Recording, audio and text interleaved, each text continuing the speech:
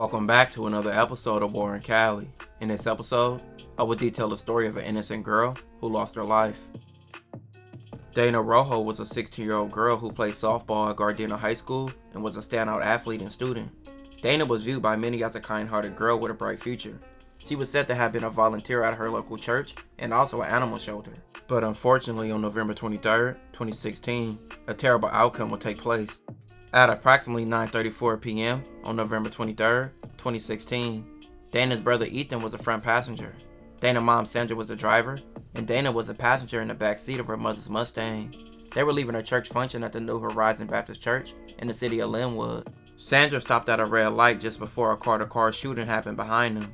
The intended victim was a passenger in a burgundy SUV. He exited the vehicle and ran behind Sandra's Mustang.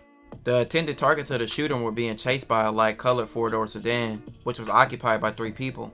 One of the intended targets exited his vehicle and ran behind Sandra's Mustang to avoid being hit by the bullets, and as the intended target ran, the shooter tracked him down with rapid gunfire, and a bullet entered the Mustang, striking Dana in the upper torso and fatally wounding her. Sandra and Ethan were not wounded in the attack. This shooting led to Dana's death, as well as the family dog. Witnesses at the scene stated that the suspect's vehicle fled immediately after the shooting. Although 2 witnesses came forward, their accounts of what occurred lacked the necessary details for investigators to identify the suspect's race, as well as the car. There is a $30,000 reward now to find the person who killed 16-year-old Dana Rojo Rivas. She was shot in the back seat of her mom's car as they drove home from church the night before Thanksgiving. Authorities say the shooter was chasing another person in Linwood and the teenager was hit by a stray bullet. The reward is being offered by the LA County Board of Supervisors. Dana's mom Sandra would later state in a press conference, "We were coming home from church and she was happy. She was singing in the back seat of the car when we stopped, and I heard some noises like fireworks, and Dana was screaming, and that was the loud sound I heard from her. Because after that she just got quiet and fell to the side." A candlelight was held where family and friends gathered to mourn Dana. She was only 16. She had her whole life ahead of her, Ethan would say about his sister. She had everything in front of her, and she was my only sister. Neighbors said the shooting was so close to the church that fellow churchgoers ran out to help the family when they heard the gunshots. "I saw the life go out her eyes," Ethan said. "I just stood there, and I couldn't do anything." The fatal encounter was caught on camera. The suspect vehicle is described as simply a silver or gray sedan. With being caught on camera, flyers being posted in the streets, and even social media, along with a $50K reward, it still brought no clues or anyone coming forward, and the killer still hasn't been caught to this day. Dana's mother Sandra has came out for years trying to seek justice for her daughter.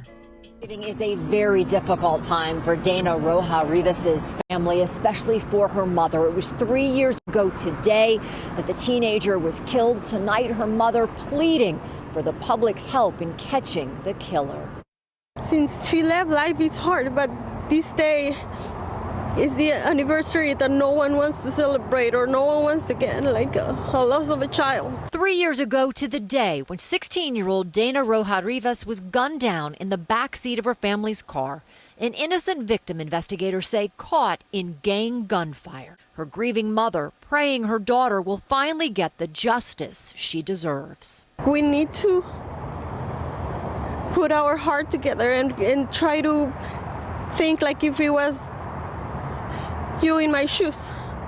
You will be asking for help too. You will be asking for someone to step up and say something. It's almost been 9 years since Dana's death, and no suspect has been caught. RIP to her, and condolences to her family.